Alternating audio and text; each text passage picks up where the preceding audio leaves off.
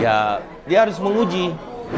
Kalau dikatakan bahwa pencekalannya sudah berakhir, Roy Suryo harus menguji dengan cara bepergian ke luar negeri.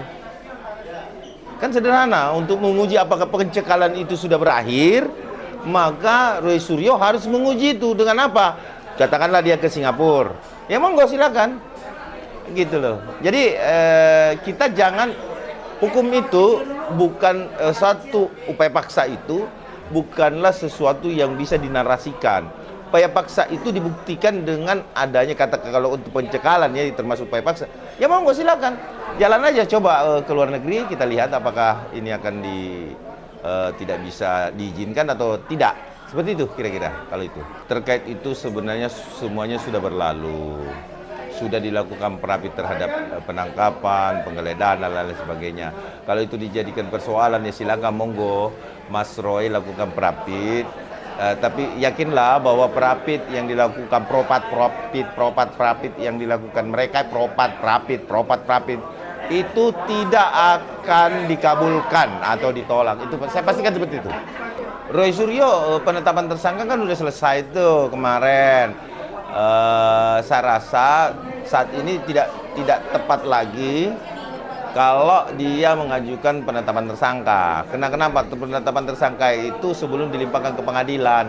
Nah, perkaranya kan sudah dilimpahkan. Saya rasa tidak relevan lagi untuk bisa diajukan. Jadi ya kembali lagi itu akan ditolak.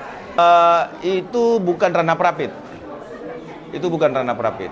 Jadi artinya kalau menurut saya ya silakan saja, itu hak prosedural yang dilakukan Roy Suryo, silakan lakukan saja sepanjang belum diatur. Tapi saya rasa dekat ini akan diatur itu nanti dengan perma maupun atau surat edaran.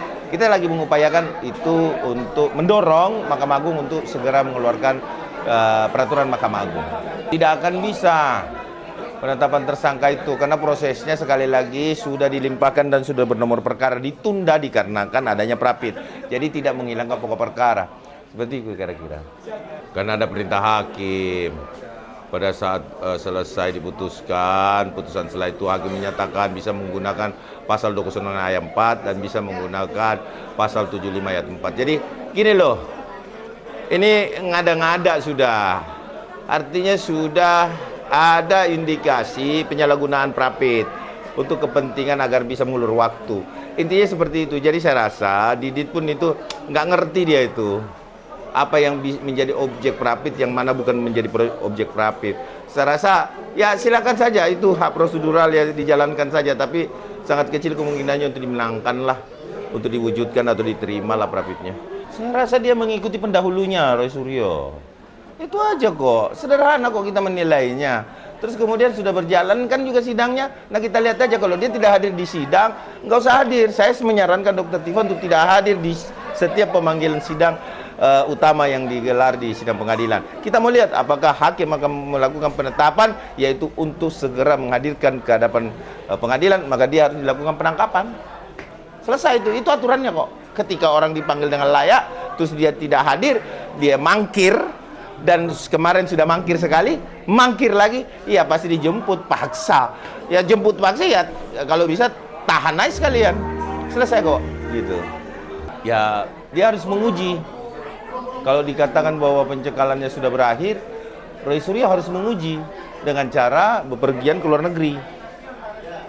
Kan sederhana, untuk menguji apakah pencekalan itu sudah berakhir, maka Roy Suryo harus menguji itu dengan apa? Katakanlah dia ke Singapura, ya monggo silakan, gitu loh. Jadi kita jangan, hukum itu bukan satu upaya paksa itu bukanlah sesuatu yang bisa dinarasikan.